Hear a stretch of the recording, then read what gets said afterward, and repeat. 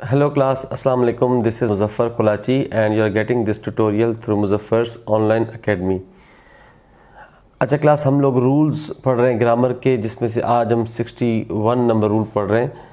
अच्छा, इसमें पहला क्वेश्चन जो दिया है मैंने वो ये है कि have you any guest this evening? Yes I have few friends to dinner. यहाँ पे क्या गलती है? यहाँ पे फ्यू नहीं आएगा, यहाँ पे अ फ्यू आएगा। अब ये फ़र्क आप समझ लें कि यहाँ पे अ फ्यू क्यों आया है। देखिए तीन होते हैं ना, तीन वर्ड्स होते हैं, फ्यू, अ फ्यू और द फ्यू। फ्यू का मतलब होता है नन, नन का मतलब बिल्कुल ज़ीरो नहीं, मतलब कम।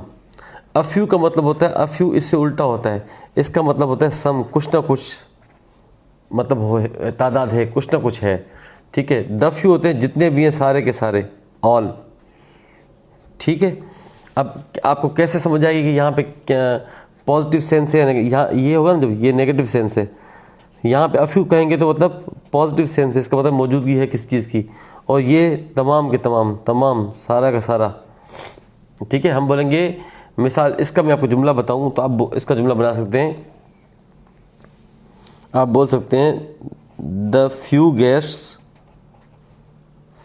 Guests who came last night, the few guests who came last night went before time। इसका मतलब जो तमाम गेस्ट आए थे, तमाम के तमाम जो गेस्ट हैं वो वक्त से पहले चले गए। ये हो गया था फ्यू। फ्यू आप मिसाल देंगे तो उसमें बिल्कुल आप ज़ीरो का ही मिसाल देंगे। ठीक है। और आपको जब इसने यस लिखा है यहाँ पे, यस, इसका मतलब है आपको वो पॉजिटिव सेंस दे रहा है। जब पॉजिटिव सेंस देगा तो आपने फिर वहाँ पे फ्यू नहीं लगाना, बल्कि वहाँ पे अ फ्यू लगाना है। ठीक है। ये इसका मेजर जो डिफरेंस है। यस यहाँ पे नो का सेंस होता, वो कोई बात बताता हो, कहता no no there are few people around that celebrity. No, वो कहते बहुत रश था सेलिब्रिटी के इर्द गिर्द, बहुत रश था क्या वहाँ पे? जो स्पोर्ट्समैन आया था, या मिसाल बाबर आजम आया था, तो उसके इर्द गिर्द ज़्यादा लोग थे। कहते no no there were few people. अब नो नो कहा, इसका मतलब ये है कि वो नेगेटिव सेंस देना चाह रहा है कि कम लोग थे, तो वहाँ पे फ्यू ठीक होगा। इसलिए यस का है, इसका मतलब वो पॉजिटिव सेंस देना चाह रहा है, और तो फिर यहाँ पे अ फ्यू आ जाएगा। तो सही आंसर क्या होगा? यहाँ पे अ फ्यू होगा। I have drunk all little milk available in the जग। अब मैं यहाँ पे तीन वर्ड्स हैं जो आप समझने पड़ेंगे, little, a little, the little. ये बिल्कुल जिस तरह फ्यू, अ फ्यू और द फ्यू सीखा है ना, इसी तरह little, a little, the little होता है। अ लिटिल मतलब पॉजिटिव सेंस, लिटिल मतलब नेगेटिव सेंस, और द लिटिल मतलब ऑल। अब ये क्या कह रहा है? I have drunk all little milk available in the जग। जितना दूध था सारा का सारा वो पी गया। तो यहाँ पे लिटिल आना चाहिए, द लिटिल आना चाहिए। ज़ाहिर सी बात है, ऑल को द लिटिल शो करता है, तो यहाँ पे ये गलती है। तो यहाँ पे क्या आएगा? The little. अब ये जिन्होंने पॉइंट्स पहले नहीं सीखी वो कहेंगे ये मामूली पॉइंट्स हैं। मामूली पॉइंट्स नहीं है ये। इंग्लिश के हिसाब से हर सब्जेक्ट का अपना एक तरीक़ेकार होता है ना। इंग्लिश में यही मिस्टेक्स होंगी जो आपको पेपर में देंगे, और वापस आके आप चेक करके आप कहोगे ये छोटी छोटी बातें हमसे पूछिए। ये छोटी बातें नहीं हैं, ये तीनों का प्रॉपर यूज़ पढ़ाया जाता है। जब हम डिस्क्रिप्टिव लेक्चर्स देते हैं ना, तो उस पर हम लोग क्या करते हैं, इनको एक एक करके एक्सप्लेन करते हैं, पूरा टॉपिक पढ़ाते हैं, इसका भी पूरा टॉपिक पढ़ाते हैं। पॉइंट वाइज मैंने आपको शॉर्टकट में जिस तरह मैं समझा सकता था मैंने समझा दिया। तो ये छोटी पॉइंट्स नहीं है, ये आपको ध्यान में रखनी पड़ेंगी और जुमले में नोट करना पड़ेगा आपको। तीसरा है I told you that day. I told you that day नहीं, I told you the other day. हम जैसे बोलते हैं उस दिन मैंने तुझे बताया था, तो उसको इंग्लिश में हम बोलते हैं द अदर डे। ठीक है। जिस तरह आप कहते हैं आजकल, आजकल को हम क्या बोलते हैं? नावा डेज। तो हम इसको वैसे और क्या बोलते हैं इसको? These days. कहते हैं I am very busy these days. ठीक है। इसी तरह अगर बोलना हो कि आई टोल्ड यू दैट डे, मैंने तुझे उस दिन बताया था, तो दैट नहीं आएगा यहाँ पे। यहाँ पे क्या आएगा? आई told you the other day. ठीक है। ये भी याद कर लें। आगे मूव करते हैं।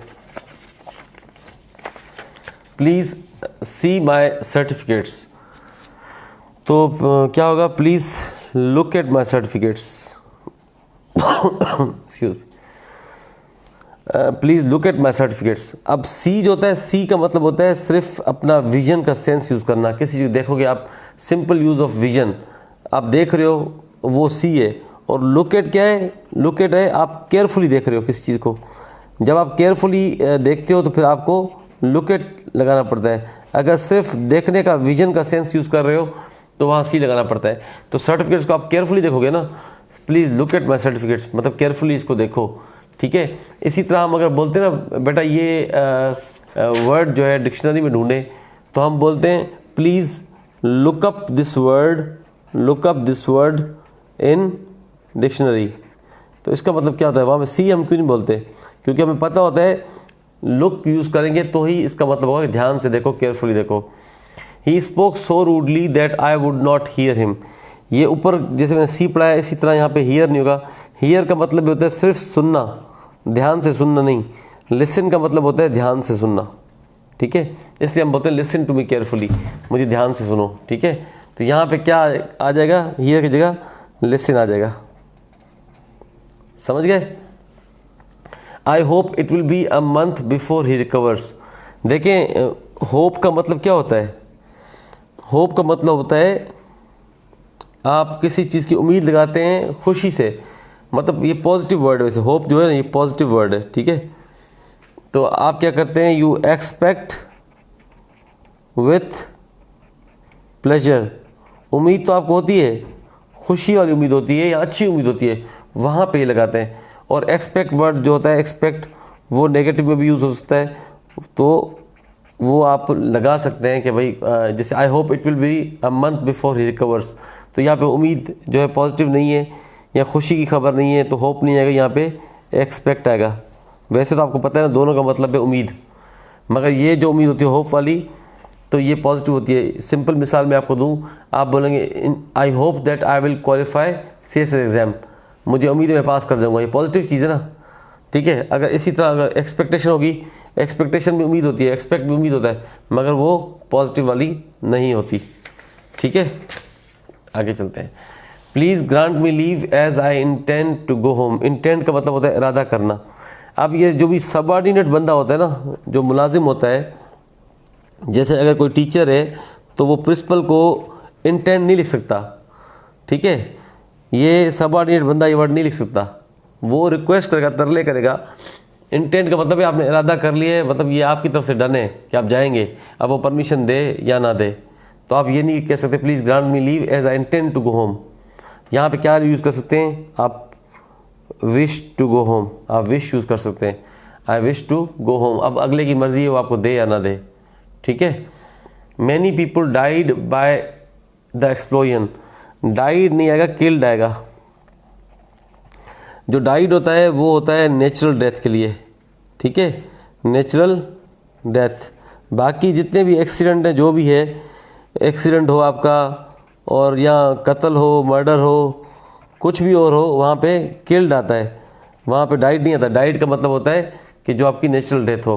तो एक्सप्लोजन, धमाके से कोई मौत हो, वो नेचुरल तो नहीं है ना, वो डाइड नहीं हो सकता, वो क्या होगा? किल्ड होगा, ठीक है। If I would have done this I would have done wrong. ये बेटा थर्ड कंडीशनल इसको कहते हैं हम लोग, थर्ड कंडीशनल, ठीक है। अब थर्ड कंडीशनल में क्या होता है? थर्ड कंडीशनल में कि एक तरफ आपने हैड लगाना होता है जुमले के इफ़ वाले हिस्से में, ठीक है, और दूसरे हिस्से में वुड हैव लगाना होता है, would have plus third form, ठीक है। आप क्या कहेंगे? एक तरफ लगाएंगे हैड, दूसरे में would have plus third form. अब इस जुमले को देते हैं if I would have done this I would have done wrong. अब ये दूसरा जुमला ठीक है, I would have done wrong, तो यहाँ पे क्या आना चाहिए? If I would have done this नहीं होगा, if I had done this I would have done wrong. मतलब इफ़ वाले जुमले में हमने हैड लगा दिया और वुड हैव वाले जुमले में हमने थर्ड फॉर्म लगा दिया दूसरे पार्ट में, ठीक है।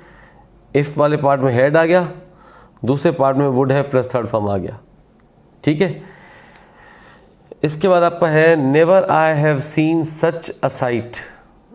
अब ये तो स्ट्रक्चर एक बना है, never have I seen such a sight, मैंने कभी ऐसा नज़ारा नहीं देखा।